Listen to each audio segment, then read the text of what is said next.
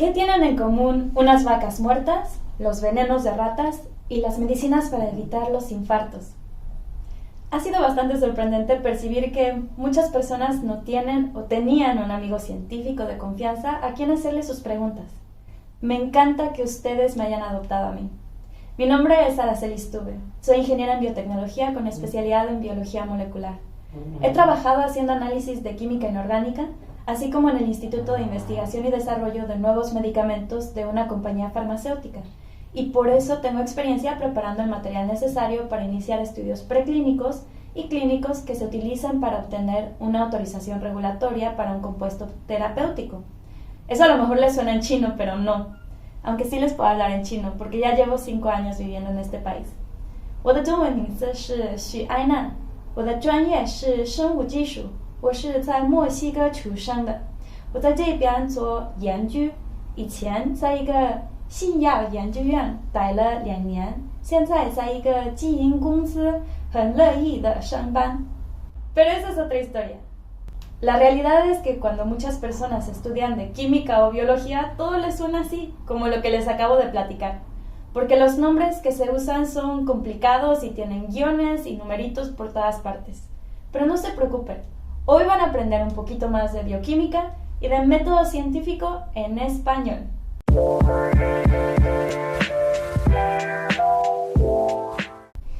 Cada año vemos unas cuantas nuevas medicinas autorizadas para una cierta indicación, pero en el proceso de hacerlas, miles de otras se quedaron en el camino. Por lo general, la investigación y el desarrollo de nuevos medicamentos desde cero toma 12 años y cuesta cientos de millones de dólares. El viaje para producir una nueva medicina empieza en el laboratorio de una universidad, en donde los investigadores que obtienen recursos en formas de grants, de parte de instituciones gubernamentales que promueven la ciencia en un país o de parte de farmacéuticas, pueden hacer que esos especialistas se enfoquen en entender el proceso que causa una enfermedad, generalmente a nivel de nuestras células o a un nivel mucho más pequeñito y específico, al nivel molecular. Estos estudios son muy importantes, ya que ese entendimiento de los procesos y las rutas moleculares detrás de una enfermedad como la diabetes, las infecciones, las afecciones cardíacas y todas las otras enfermedades, incluyendo aquellas raras que solo ocurren en poquitas personas, es que se pueden identificar los targets u objetivos moleculares para hacer una nueva medicina. Un objetivo puede ser un gen o una proteína que cumple un rol en la enfermedad y que si se bloquea de forma indirecta o directa puede tratar un padecimiento en específico. Cuando un objetivo se identifica, los investigadores buscan moléculas o compuestos que actúen sobre él. ¿Ustedes sabían que muchísimas de las medicinas que utilizamos hoy en día vienen de compuestos naturales como las plantas o animales marinos? Les voy a contar una historia como ejemplo. Hace 100 años hubo una misteriosa enfermedad de las vacas en Estados Unidos. Por alguna razón, las vacas de ciertas granjas estaban sangrando a muerte después de procedimientos normales para los rancheros que antes no causaban problema. Por ejemplo, 21 de 22 vacas se murieron cuando les quitaron los cuernos y la mitad de los toros se desangraron a la muerte después de un proceso de castración. Un veterinario resolvió el misterio. ¿Ustedes qué creen que era? ¿Un virus? ¿Una bacteria o qué? La respuesta era una planta que nos sonaría de lo más linda e inofensiva, el trébol dulce. Un veterinario experto en enfermedades, llamado Frank Schofield, se dio cuenta de que la pastura que tenía ese trébol dulce echado a perder estaba causando la falta de coagulación en el ganado, que ocasionaba que por cualquier lesión se desangraran a muerte. Schofield hizo su primer demostración al separar las ramitas del trébol dañadas de las que estaban en buen estado, y se las dio a 2 conejos diferentes. El conejo que se comió los tréboles sanos estaba bien, y el que se comió los tréboles echados a perder se murió de una enfermedad hemorrágica. La palabra hemorrágica es una combinación de 2 palabras en griego, hemo, que significa sangre, y ragia, que significa explosión o ruptura. Hemorragia. Este experimento se hizo 2 veces con los mismos resultados. Pobres conejos, pero luego hablamos de eso. Bueno, ese conocimiento no tuvo mayor uso que el que decirle en ese momento a los ganaderos que no dejaran que sus vacas comieran estos tréboles dulces si no querían que se desangraran. 20 años después, el químico Carl Paul Link y su equipo se dieron a la tarea de aislar e identificar el agente hemorrágico de la pastura echada a perder. Se tardaron 5 años en extraerlo y en entender cuál era su estructura molecular. A eso se le conoce como proceso de caracterización molecular. Aprendimos muchas cosas interesantes, como que las plantas sanitas tienen los compuestos llamados cumarinas, pero estos no tienen actividad anticoagulante hasta que se echan a perder, o mejor dicho, hasta que se metabolizan a través de ciertos honguitos. Así que si un día les salen hongos a la comida que olvidaron recoger en la cocina, no digan que se echó a perder, digan que fue metabolizada por ciertos honguitos, para sonar más científico. ¿Qué aprendimos de esto? Bueno, aprendimos que la warfarina, ese es el nombre del compuesto que se obtuvo de esta investigación, podía matar animales, y en la actualidad lo usamos para deshacernos de pestes como las ratas. ¿Pero qué creen? Que no sabíamos cómo funcionaba hasta hace apenas 40 años. Hoy sabemos que el mecanismo de acción, es decir, la forma en la que funciona ese compuesto en el cuerpo, es que la warfarina inhibe una enzima llamada epóxido reductasa y por lo tanto interfiere con el metabolismo de la vitamina K. ¿Y por qué esto es súper interesante? Bueno, el antídoto de la warfarina es la vitamina K. Y ustedes se preguntarán, Ara, ¿a poco no podíamos darle un uso terapéutico a la warfarina? Y si se hicieron esa pregunta, ya están pensando como farmacéuticos. Y la respuesta es que sí, porque la diferencia entre algo que puede ser un veneno para ratas y algo que se conoce como una medicina anticoagulante es solamente la dosis. ¿Y cómo sabemos cuál dosis es la terapéutica y cuál es la tóxica? Bueno, pues hacemos un experimento.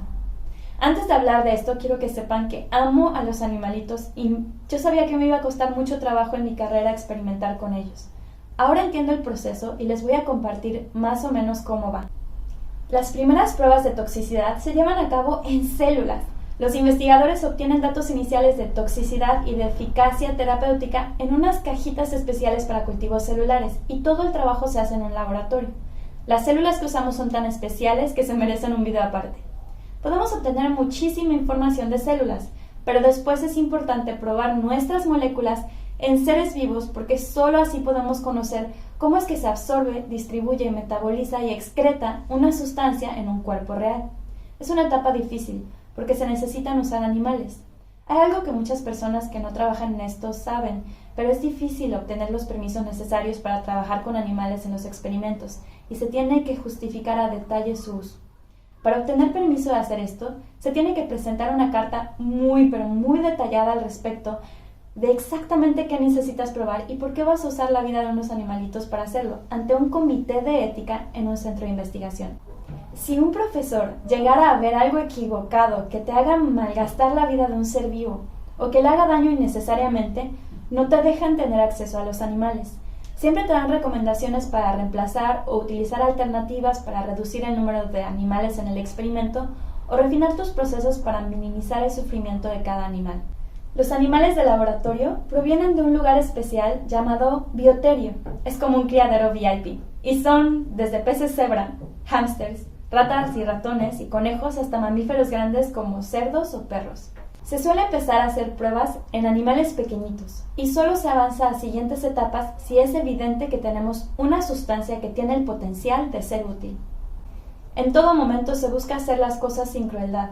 Yo tuve una investigadora mentora veterinaria que trataba con tanto cariño a sus animalitos de pruebas y era tan cuidadosa con no hacerlos que perdieran su vida en balde que pude encontrar paz con el proceso y enfocarme en ser lo más efectiva y precisa posible para nunca tener que repetir algo por una falta de cuidado. Los animales que se seleccionan para los estudios no son arbitrarios. Los cerdos replican bastante bien cómo funcionan las infecciones en los humanos, así que se suelen usar en estudios de antibióticos. Los conejos, los perros y los monos tienen ojos similares a los humanos. Los cobayos se usan porque simulan bien el aparato respiratorio. Muchos de estos animales son animales genéticamente modificados para que nos ayuden a simular la enfermedad que queremos tratar y entender si nuestra molécula va a ser útil. Les voy a contar de esto en otro video porque la explicación de los modelos knockout merece una plática aparte. Pero bueno, en los animales entonces se empiezan a ver los efectos en el organismo, tanto los buenos como los malos a diferentes dosis. Y si todo se ve bien, no significa que todo sea perfectamente bueno y cero malo, sino que se entiende el mecanismo y que los efectos terapéuticos benéficos parecen ser mejores que los efectos adversos. Se sigue a la siguiente etapa. Normalmente, a estas alturas, los investigadores y académicos ya encontraron una empresa de biotecnología o farmacéutica a quien venderle los derechos de su molécula, a cambio de un pago inicial, una serie de pagos adicionales cuando se cumplen ciertas metas y un porcentaje de las utilidades que se obtengan de la molécula si es que es exitosa. Se debe hacer así porque esta etapa que viene es muy, pero muy cara. Así ellos obtendrán una compensación económica por su trabajo y podrán enfocarse en nuevas investigaciones. Esta etapa se conoce como estudios clínicos y lo pueden entender como estudios en personas. Vale la pena volver a mencionar que si los estudios en animales necesitaron evaluaciones, negociaciones y permisos de los comités de ética, la de los humanos muchísimo más. Los comités de ética dependen de los hospitales o de los centros de investigación, donde reclutan pacientes para salvaguardar siempre la identidad de los voluntarios. Estos estudios, que se dividen en 3 partes, 1, 2 y 3, no los hace la farmacéutica, sino que los llevan a cabo propiamente en los hospitales o centros de investigación y usualmente con una compañía dedicada a la investigación clínica que se conoce como CRO, que son las siglas de Clinical Research Organization. Las organizaciones de investigación clínica son entidades neutras, no relacionadas a los intereses de la farmacéutica y que cuentan con gran prestigio. Su trabajo es producir resultados confiables y verificables. Muchos especialistas en farmacología y médicos clínicos participan, además de las autoridades regulatorias. La autoridad regulatoria en el caso de Estados Unidos es la FDA, en Europa es la EMA, en China es la CDE o la NMPA y en México COFEPRIS. Las autoridades regulatorias tienen reuniones frecuentes con los investigadores de las medicinas y sus sponsors o patrocinadores, como una universidad o una farmacéutica, para que tengan un plan que dé resultados significativos y que minimice los riesgos innecesarios. Esto ocurre a través de Pre-Investigational New Drug Application Meetings en Estados Unidos o Scientific Advisory Meetings en Europa. En esta etapa, las autoridades regulatorias son responsables de evaluar, o sea que revisan toda la documentación de la preparación farmacéutica, incluyendo la manufactura, los proveedores, los equipos que se utilizan para fabricar el material clínico que se va a usar en el estudio, ven los estudios de laboratorio con las células y los animales que hablan de la toxicidad y suelen dar cierta evidencia de la efectividad del medicamento en un organismo no humano. Si le dan el visto bueno al plan, se inician los estudios clínicos. Como ya dijimos, los estudios clínicos van en 3 etapas. Primero, la fase 1. Poquitas personas sanas.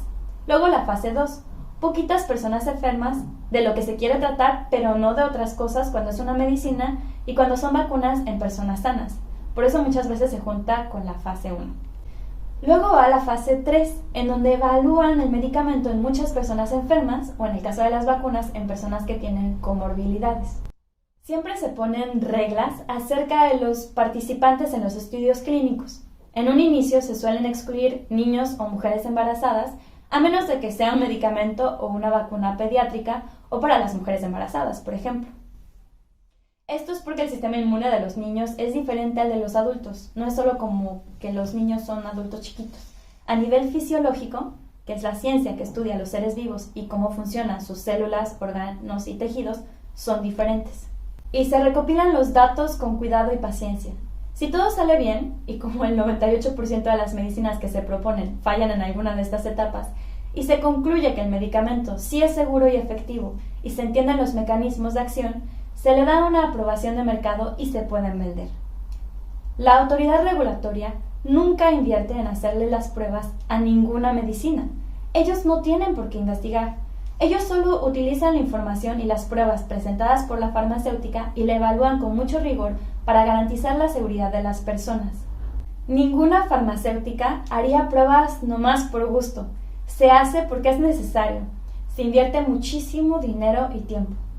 Todo esto es una parte y un resumen del trabajo súper exhaustivo que se hace para intentar, con el mayor de los esfuerzos, que las personas tengan medicamentos seguros y efectivos en casita, y que los doctores tengan la información más adecuada de para quién es bueno el medicamento, a qué dosis y cómo identificar los riesgos que puede tener un paciente con otra enfermedad o que está tomando otra medicina que puede causar una interacción. ¿Qué les parece? ¿Aprendieron un poquito más de cómo se hacen las medicinas?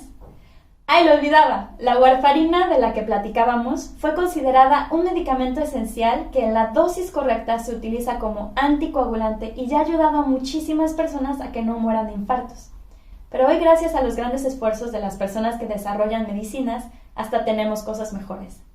Es que ahora nos podemos inspirar en la naturaleza, pero ya no dependemos de eso, porque podemos utilizar programas de computadora y nuestro conocimiento de ciencias genómicas para hacer moléculas nuevas, con la forma que queremos, para que interaccionen con los objetivos que ya identificamos. Eso se merece una plática aparte, con cafecito y todo en la mano. Así que hagamos un resumen. Muchos medicamentos se inspiran de las moléculas en la naturaleza, así que el conocimiento ancestral es muy valioso.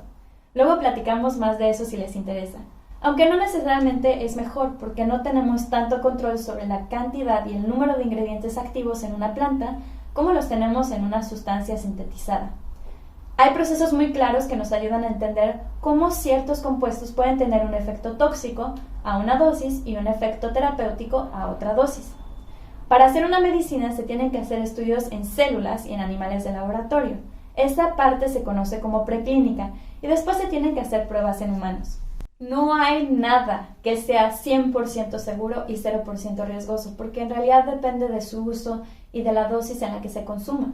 Cualquiera que les diga lo contrario les quiere vender algo. Las instituciones académicas, las empresas que hacen fármacos y las autoridades regulatorias tienen un objetivo en común: traer sustancias que se comprendan suficientemente bien y tengan beneficios más grandes que riesgos cuando se trata de darle tratamiento a una enfermedad. Muchas gracias por ver este video y por tu amor a las ciencias. Si te gustó este video, suscríbete para que compartamos más ideas juntos.